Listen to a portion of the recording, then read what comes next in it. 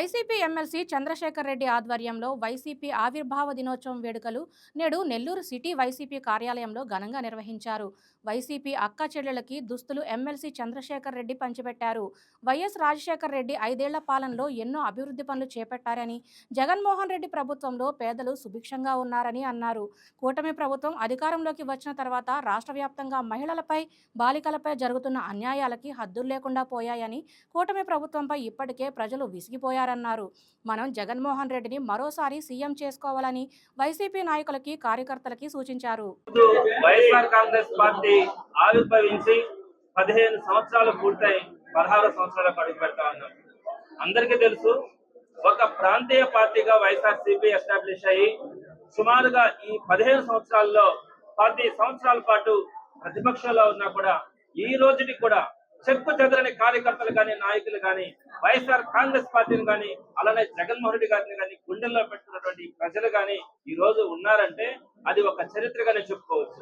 ఎక్కడ కూడా ఏ ప్రాంతీయ పార్టీ కూడా మొదటి 15 సంవత్సరాల్లో 10 సంవత్సరాలు ప్రతిపక్షంలో ఉండి కూడా ఆ పార్టీ ఈ రోజుకి కూడా జనాదరణ పొందడం కానీ, ఈ రోజుకి కూడా జగన్మోహన్ రెడ్డి గారు ముందుకు అడుగు పెడితే కొన్ని వేల మంది ఈ రోజు ముందుకు వచ్చే పరిస్థితి మనం చూస్తా ఉన్నామంటే వైఎస్ఆర్ కాంగ్రెస్ పార్టీ పట్ల ప్రజలకు ఉన్నటువంటి నమ్మకం, జగన్మోహన్ రెడ్డి గారు, రాజశేఖర రెడ్డి గారు ఉన్నటువంటి ప్రేమ ఈ రోజు అందరికీ కూడా అర్థమవుతా ఉంది.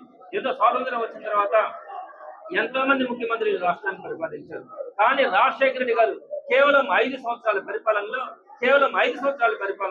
అనేకమైనటువంటి కార్యక్రమాలు, వాటిలో ఫీజు రియంబర్స్మెంట్ కావచ్చు, ఆరోగ్యశ్రీ కావచ్చు, 104, 108 కావచ్చు, రైతులకు సంబంధించి ఉచిత విద్యుత్ కావచ్చు, జలయజ్ఞం కావచ్చు, జలయజ్ఞం ద్వారా అనేక ప్రాజెక్టులు తీసుకురావడం కావచ్చు, అలానే సెస్సులు ఏర్పాటు చేసి ఇండస్ట్రియల్ జోన్స్ ఏర్పాటు చేయడం కావచ్చు, ఇలా ప్రతి ఒక్క దాంట్లో కూడా రాజశేఖర రెడ్డి గారు కేవలం 5 సంవత్సరాల పరిపాలనలో ఈ రోజుని కూడా భారతదేశంలోనే రాజశేఖర రెడ్డి గారు ముఖ్యమంత్రి అంటే అలా ఉండాలి అని చెప్పినటువంటి పరిపాలన అందించినటువంటి ఘనత ఆ రోజు రాజశేఖర రెడ్డి గారు అయితే, దానికి కొనసాగింపుగా జగన్మోహన్ రెడ్డి గారు ఈ 15 సంవత్సరాల పరిపాలనలో 15 సంవత్సరాల కాలంలో 5 సంవత్సరాలు మాత్రమే ఆయన ముఖ్యమంత్రిగా ఉన్నప్పటికీ కూడా ఆ 5 సంవత్సరాల్లో 2 సంవత్సరాలు కోవిడ్ ఉన్నప్పటికీ కూడా ఆ 3 సంవత్సరాల కాలంలోనే ఎవ్వరూ మర్చిపోలేనటువంటి రీతిలో అటు ఎడ్యుకేషన్ కానీ, హెల్త్ కానీ, అగ్రికల్చర్ కానీ, మహిళలకు కానీ సంక్షేమం పరంగా అనేకమైనటువంటి కార్యక్రమాలు, అనేకమైనటువంటి డెవలప్మెంట్ యాక్టివిటీస్ కూడా చెప్పుకోవచ్చు.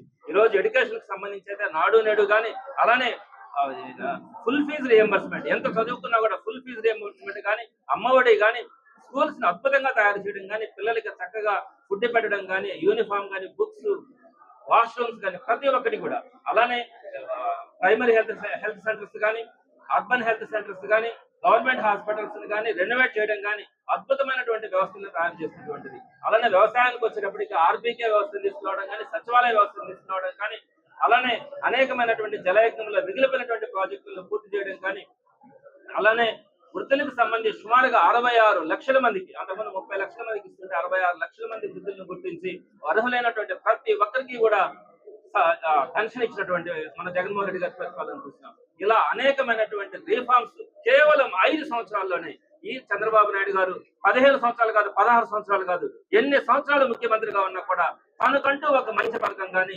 ఫలానా వర్గం వాళ్ళకి మంచి చేసినట్టనే అభిప్రాయాన్ని కలిగేలాగా చంద్రబాబు నాయుడు గారు చేసినటువంటి ఒక్క స్కీమ్ కానీ, ఒక్క పథకం కూడా ఈ రోజు ప్రజలకు కనిపించే పరిస్థితి లేదు. రాజశేఖర రెడ్డి గారి గురించి కానీ, జగన్మోహన్ రెడ్డి గారి గురించి కానీ చెప్పుకుంటా పోతే సాయంత్రం వరకు కూడా చెప్పుకున్నటువంటి అనేకమైనటువంటి పథకాలు కానీ, గుర్తుపెట్టుకున్నటువంటి భారతదేశం ఫాలో అయ్యేటువంటి అనేకమైనటువంటి సంస్థలను కూడా తీసుకొచ్చినారు.